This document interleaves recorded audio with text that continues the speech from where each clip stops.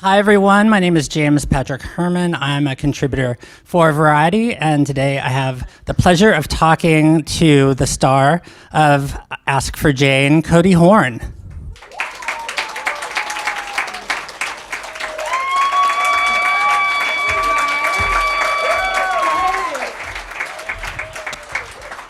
How is everyone? Awesome. And also her co-star and the producer, Josh Folan.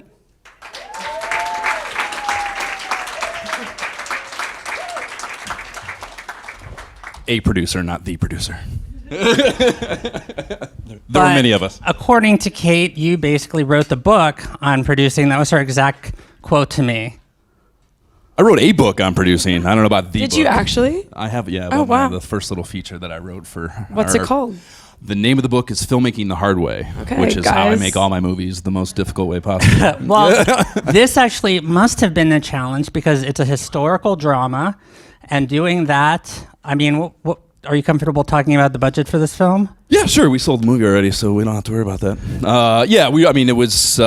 It was challenging to say the least. I mean, we made it for $250,000. Wow. And it is 73 speaking roles, 54 locations, 24 days, which if you know anything about the moving parts of producing a film, all those in a period setting is a lot. It's a lot for that amount of money. What were the biggest challenges you encountered in terms of doing like a historical drama on that budget?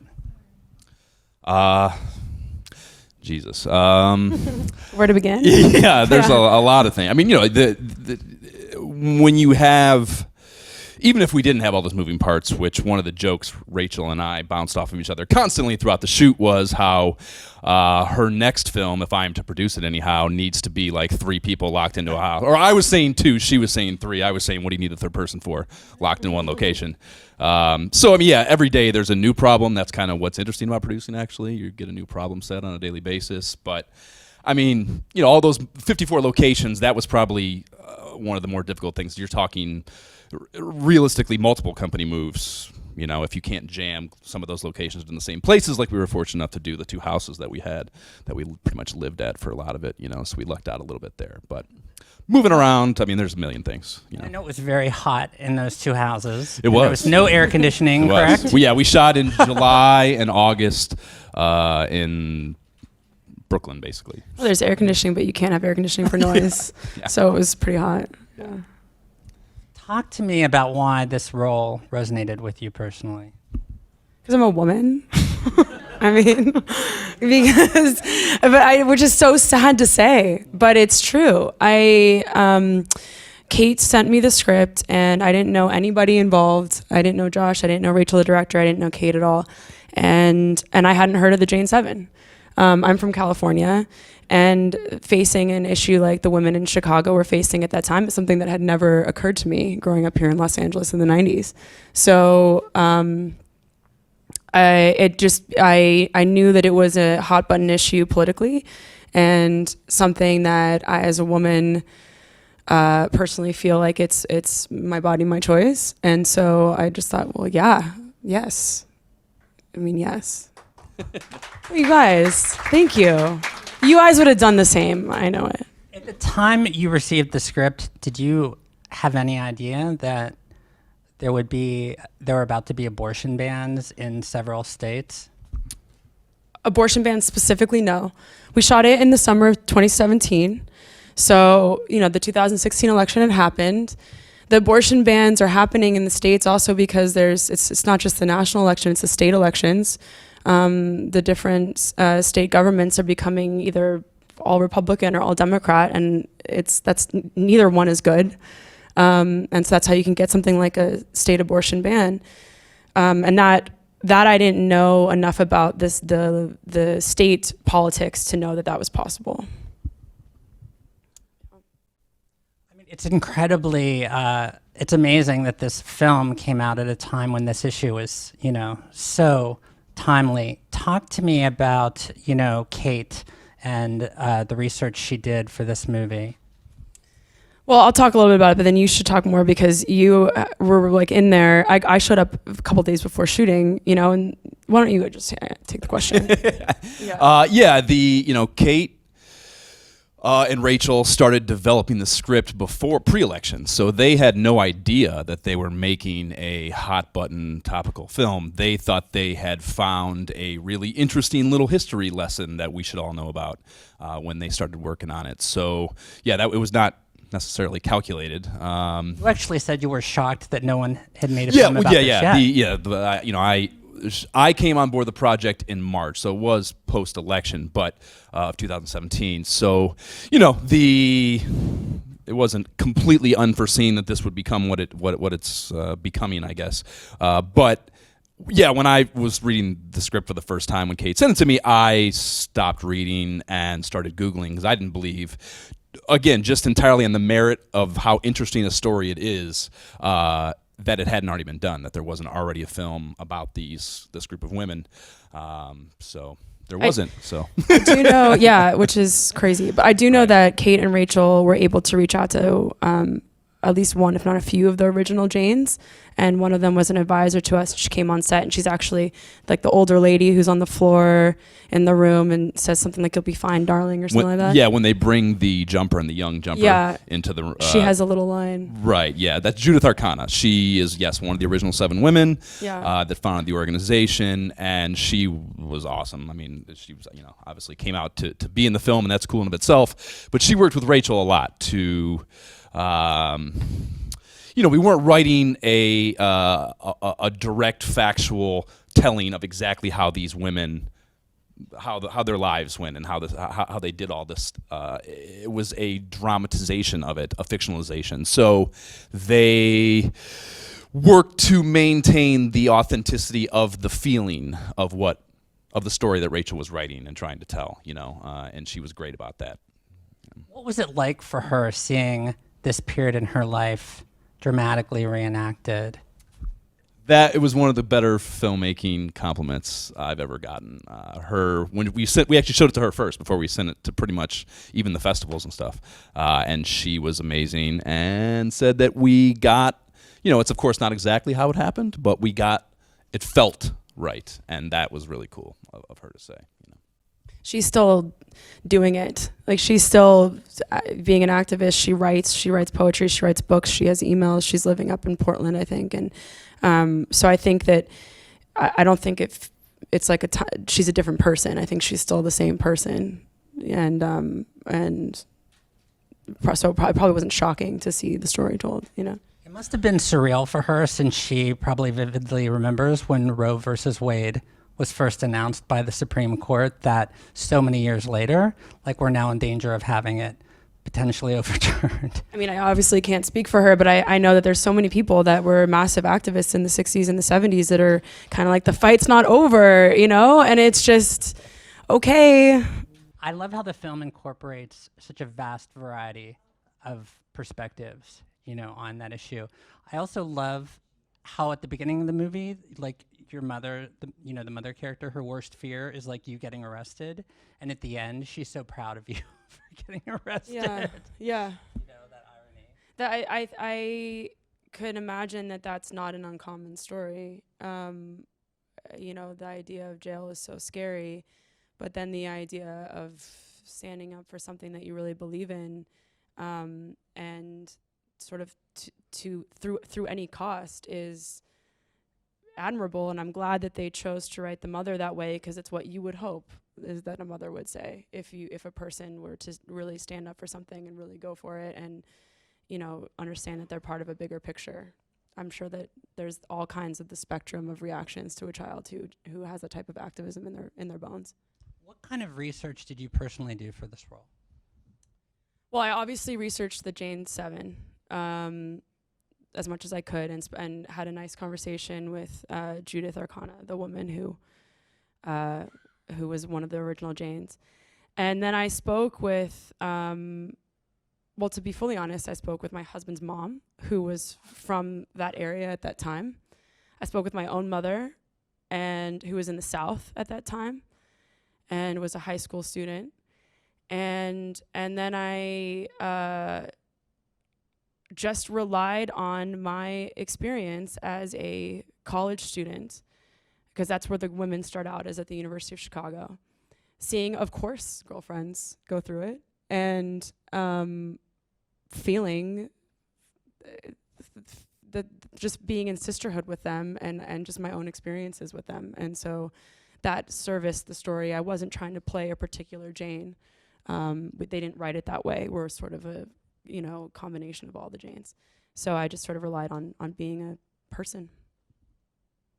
What was the most challenging scene for you to film? There's one in which you sort of learn how to perform an abortion, which, is something we haven't seen before in a movie, certainly. You guys are all actors, right?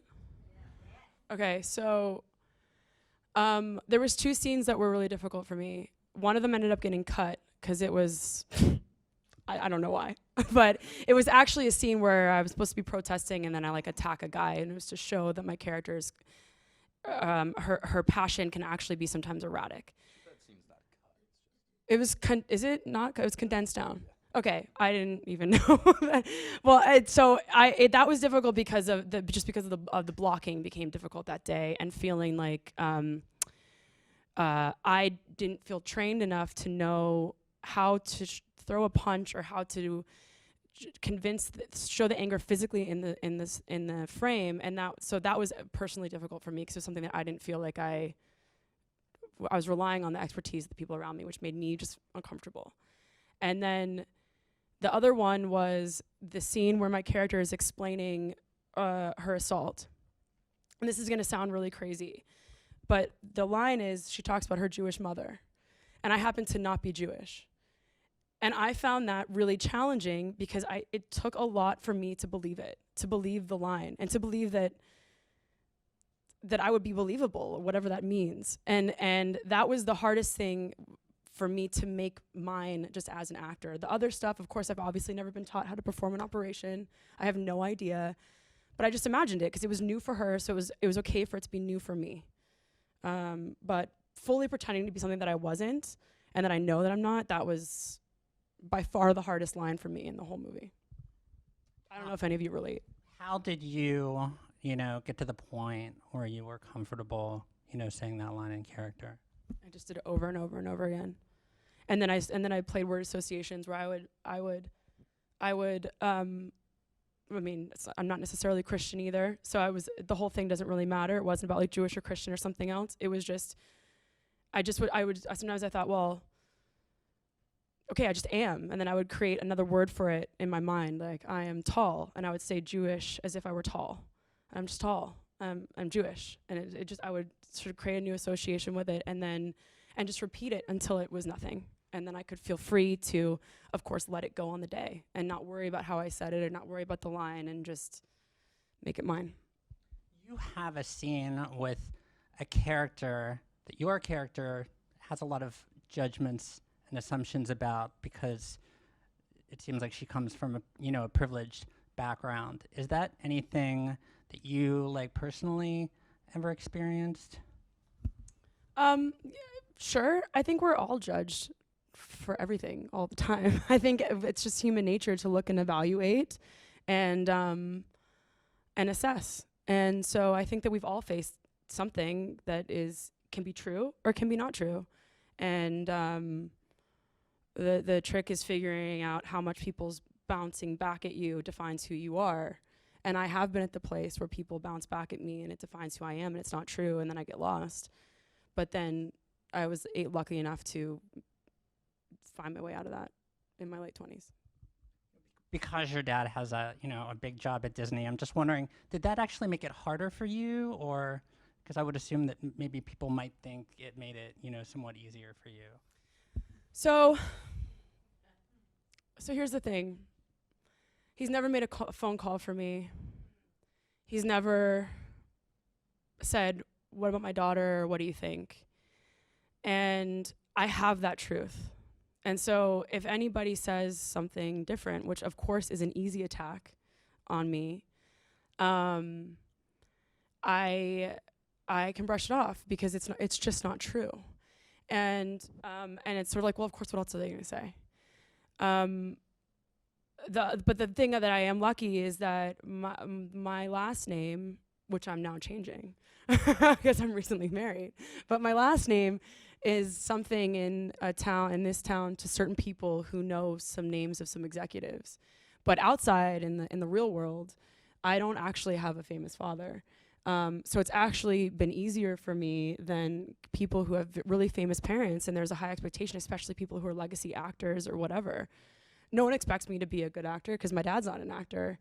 But they do expect that he's gotten me all my jobs, and he just hasn't. And so, I don't know, maybe I should have used him more, but I, like, honestly, but I just didn't. So the judgment doesn't affect me because it's not true. I just wondered if you felt like any obligation that you had to like work harder than anyone else to like prove, yourself. I think everybody has to work hard. I mean, this is a competitive business, and I think no matter if you're in front of the camera or behind the camera or reporting, there's people that want to be. We have an awesome business, and people want to be in it. And so I think everybody has to work hard. And if I worked harder, it was because I have respect for my family, and I love my family. And so I want to do well, but I think that we all feel that. I mean, we feel that for our parents and our sisters and our brothers and our husbands and our, wives and everybody. So no, you just have to be the truth is the thing. The director and I were talking about how much we both loved you in Magic Mike, and of course that was a very different experience because it was a male-dominated cast, male director. This being, a female cast, female director, female writer. How was, this experience significantly different from that?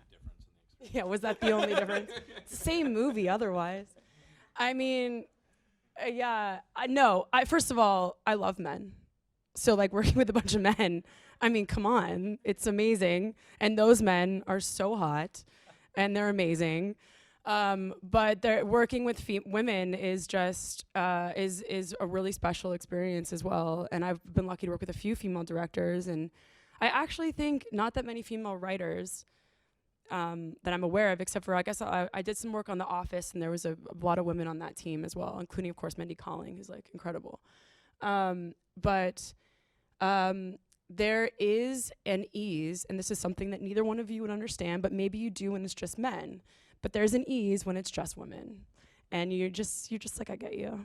And it doesn't matter if the age doesn't matter. She's like, she knows. Like, I see a couple of, you know. There's like, and so it's nice coming to work. There's a piece that we have together. And especially, so there's that, right? And then there's this fact that the story is about women. And I think that not only is this such an age of women in storytelling, but this really is an age of women telling stories about women. And I mean, who could do it better, right? And so I was really happy that it was women telling the story. I know that there's been a couple of different projects where it's been men trying to tell this exact story. And I was proud to be one of the ones where we got to have a sisterhood. It's just awesome. I'm so sorry you guys can't experience that. And Josh, what was it like sort of being the token boy involved in that? Similarly, I have very little problem with it.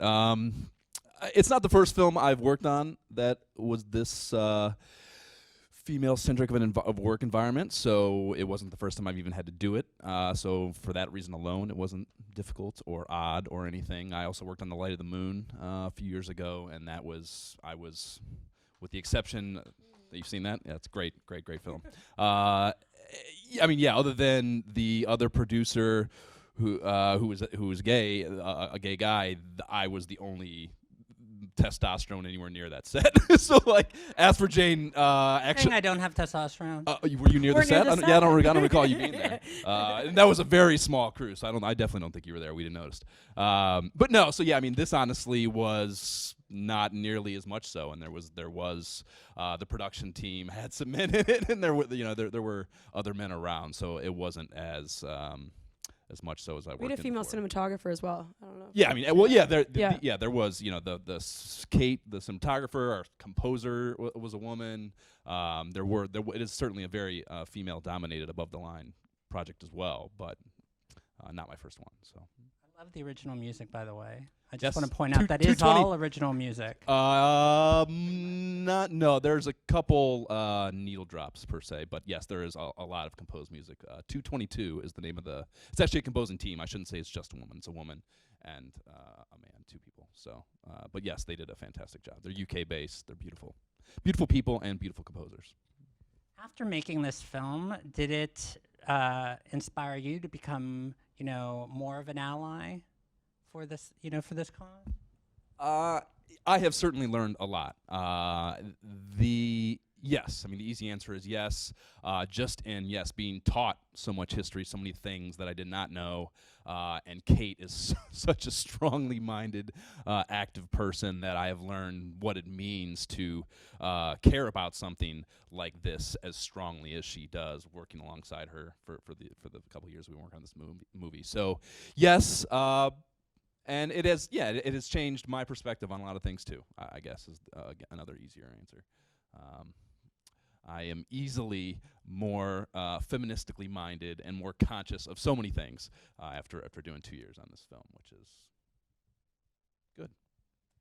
What were the challenges for you being a producer and an actor in this movie? I'm only briefly an actor. It's one day of work. The asshole in the Corvette. It was a super quick scene to film, which is when I'm producing or have some other large above the line role on something. I have also acted and directed and produced before, but I prefer to do something like this where it is just a fun little day of work that gets me out of the kitchen in this case, the kitchen of the house that I became my production office during the filming of this. No the men in the kitchen. It's kind of Yes. I ironic, actually. Kind of was very fabulous. defensive of that space too. He was. We get it. Yeah. In this case it was easy, but I have done it before, and it's challenging. I mean, anytime you wear multiple hats on a project, those roles individually inevitably suffer to some degree or another. Like, I'm obviously not able to pay attention to all the shit I should be paying attention to while I'm out there in that Corvette. Like, He did fine. Okay. This guy maintained inbox 0 the whole time we were filming. So let's just. That's seriously. That's It's crazy, actually, is what that is. So how did Cait do it? Because her role is substantially larger than yours. How, she must be a master of multitasking. I don't know if I know a more driven human being in general, so I wouldn't think anything is too hard for her. But, honestly, I don't think she would mind me saying, a lot of this stuff, the day-to-day producing stuff, I would tell her, I was like, just go act. Like, your job when the camera is rolling is to be amazing and truthful and rose. Like, that's your job. Don't worry about the stuff. I've done this before, no less. It's not my first time, so don't worry about the nuts and bolts of making this thing run. She did have her name on the bank account, so when the Chase card would shut off for whatever dumb security reason, she would have to walk off set and bitch at Chase for 10 minutes on the phone to get the card turned back on, and she would do that flawlessly and then walk back out there and do a scene with Cody or whomever else. So there were many instances where she did have to juggle those things, those hats. But a lot of times I would just, whatever it was, deal with it and do my best to make sure she doesn't have to think about it. We talked about the most challenging scene to film. What was your favorite scene to film? That's a good question. I really don't know. I would say, I would say probably learn when she goes in and learns the abortion, because it was something that I'd never experienced, obviously. It was something that is a massive moment for the character, a huge turning point for the character, which is always exciting to play. And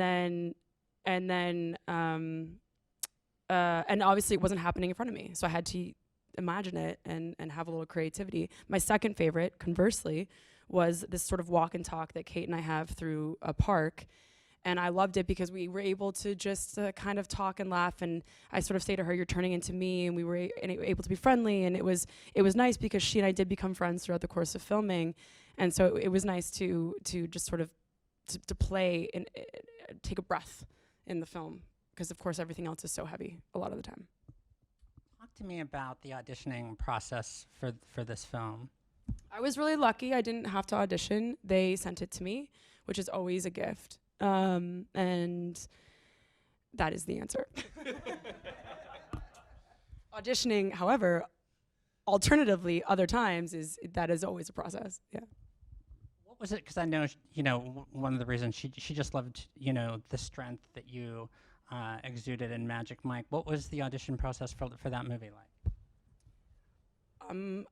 Also again, no, they actually, I went to the casting office and I taped, the casting director interviewed me, and I technically booked it off that interview, though they had me come back and read a scene. But literally after I finished the scene, she closed the door. Carmen Cuba, the casting director, closed the door, and she said, "This is never going to happen to you again in the rest of your career.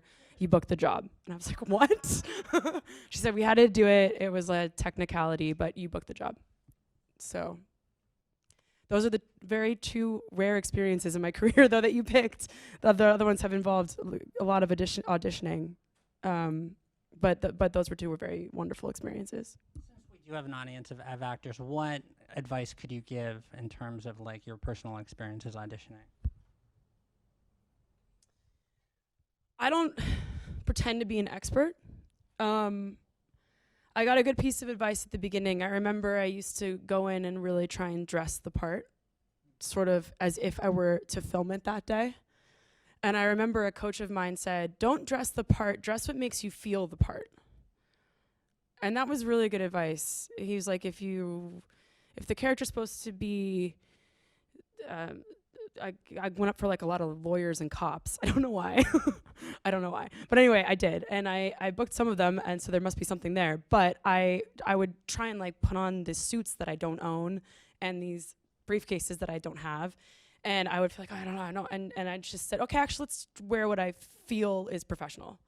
And that made me comfortable because it's still just me. And then the other thing I would say is I remembered that it is their job. They want the best out of us. They want the performance because that's great. That then they have options, and then maybe they've just cast the person, and how wonderful, their job is done. And so I thought, oh, they're just here to judge me. No, they want it. They're on my team. They're on your team. So those two things were really helpful to me at the beginning. Josh, I wanted to ask, how did you decide to get into producing? And I guess, has that helped you as an actor at all? Absolutely, yes. I got my background's finance. I went to business school. So honestly, producing was kind of just a natural, like I can generate. I did start doing it as a way to generate work for myself. My first feature was something I played the lead role in, and that was a big part of why I took the time to write it and find the little bit of money that we had to shoot it. But honestly, doing over the years, I've come to enjoy the making of the stuff more myself because you have more control, you have more say in the material that you're doing, the kind of projects you're making, which is nice. I also hate auditioning, so I've never really been good at it. It's a terrible process. It's awful. I'll tell you. It's so unlike filming. It's I don't. Crazy. I mean, when I direct and produce and I do all these things where I'm on the other side of the table, and particularly when I'm directing, like I don't even want. I think it's awful. I don't want to audition actors. I usually bring them in and do interviews. I want to talk to the human being that I'm going to spend 4 weeks with in some stressful location and figure out who they are and whether or not they fit into the ecosystem that I'm creating, which is, every film is a pop-up business for a few weeks. So I want to know whether you fit into it. I can look at your reel and know whether you're a good actor. I don't need to have you read my piece of paper in front of me, you know what I mean? So yeah, sitting on that side of the table, I've learned a lot about acting, and particularly auditioning, because it is not as, it's not as a negative of an environment as you can perceive it to be as an actor, where it is this judgmental thing. It is, we would love for you as a producer to walk in and just nail it and be like, all right, we can go home now, we're done. We don't have to worry about this problem anymore. And I mean, that's what producing is. It's checking boxes and solving problems and getting through the list of things to do, and casting is just one of those things. Why do you think it's important today for young actors to, I guess, be able to create their own content like Cait did in this case? Paramount, because they're, one, it's the biggest reason is the opportunity is there. Like, why not? There are so many avenues, and it's so much easier than it used to be. Like, why not try to figure out a way to do it for yourself? Because you do have more control over it, and you're able to play the thing that you want to play, create the thing that you want to create. And I mean, that alone should be enough of a reason. It is obviously difficult, particularly if you're trying to make something that requires X, Y, Z assets, money, whatever it might be. But it's important because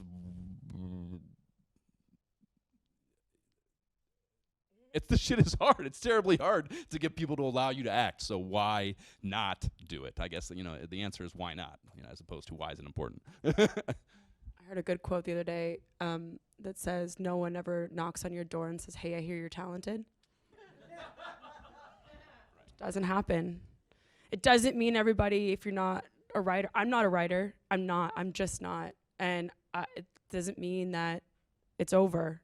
It just means, I don't know. If you can write, do it. And if you don't, I don't know. I shouldn't say that. Not find someone yeah, who it does just, or and just, work with yeah, them. Like, it just, it's not. There are writers that also need the opportunity. Right. So. It's a time where things have been equalized by digital stuff. That's an old thing to say, but it's true that the people, the red started equalizing things. Anybody can go out and shoot anything, and people are desperate. Companies are desperate for content. They want. It's the same thing. They want content. They want people to succeed. And speaking of digital content, you've been a part of big studio movies. This is more obviously of a low budget movie. What obligation, I guess, do you feel as an actress in this movie beyond the time you spent filming it in terms of like promoting it on social media? This is something new that actors, 10 years ago didn't have to consider. Do you feel like an obligation, or are you inspired to promote this movie on social media? So I know that if you have social media, that there generally is an obligation to use it as an actor, generally. Something of this size, they didn't force me to. And I don't know, it's because they're good people or because they didn't know that they should have. I don't know what it is. They didn't force me to. I personally have a very... I didn't want to haggle with you too much. That was the big... Yeah. I personally have a complicated relationship with social media. I should do some exercises, right? I have Instagram @CH. I do not have a Facebook. I don't have a Twitter. And I believe that social media causes net negative things generally. So being a part of it is a complicated thing for me, because here we could talk. I did post about this today, and I said, here this is, and everybody in the world should come. I'm so glad they didn't take your seats though, because that would have been so horrible. But I did post about it, and because this is a good message. But what if it's just a fun movie? Then is it not okay to post about it? I don't know. I'm still figuring it out, and I think we all are. And I think that to sound like a broken record, but I think the only thing to do is to be truthful. And if you want to post, post. And if you don't want to post, don't post. So I didn't post a lot, and now I have in regards to this film. And I think that, but in the incidences where they've asked me to show up in person, I have. And that is my way of spreading the message, is being in the room. It's something that's much more comfortable for me than doing a post about it, ironically. I think a lot of actors have a complicated relationship with social media, which is why I think it's interesting to hear, your perspective. I also feel like today it seems like actors are required to be like their own personal publicist, using social media as a tool. As a producer, what obligations do you feel to promote this movie on social media? Of course, and I have a heavily vested interest to do so. So, I, of course, post all the time. I was at a lot of the festival. We had a very fortunate festival run with this film. I tried to be at those as much as possible, and, of course, promote the screens, and festivals love that, too, if you can help them fill seats, because that's really what the function of those festivals are, is to sell tickets and get people to come watch the movies. Yes, I do feel that obligation. Let's take some questions from the audience. Annette would like to know, what influence, if any, did the film Vera Drake have on this film? It's her favorite movie. I'm sorry, say that one more time? No idea. What influence, if any, did the film Vera Drake have on this film? So I'm assuming the answer is not any. I have not seen that film. Maybe to Cait, though. We didn't write it, so Yeah. maybe you'd have to ask the writer or the director. Okay, Shannon would like to know, how does abortion in third world countries affect us in the USA? I think that another question is, how does abortion in the USA affect the third world countries?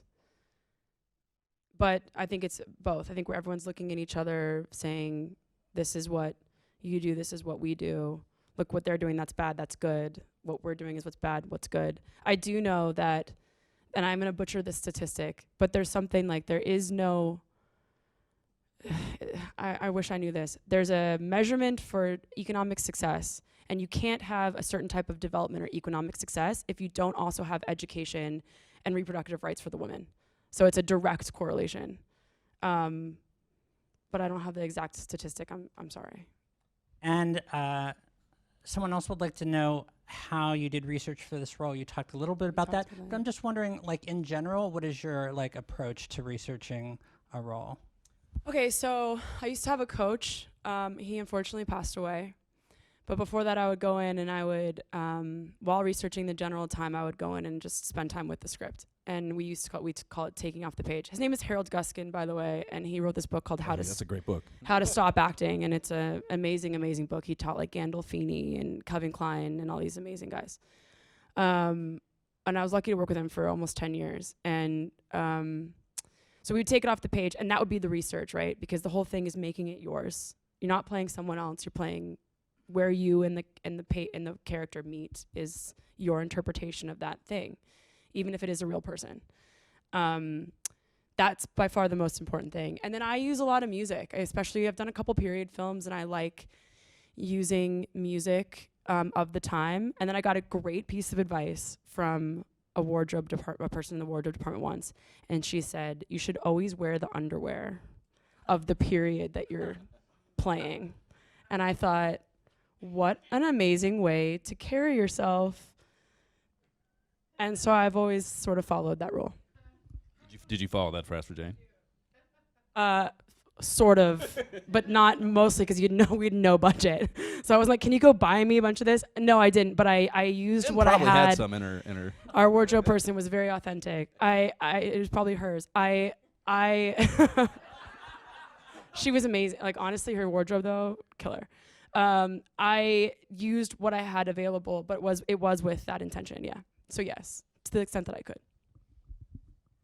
I guess to end, would you talk to me a little bit about the reaction you've received so far to this film, and I guess your hope for what kind of reaction it gets like moving forward, and what kind of impact it has? Would both of you share your perspectives?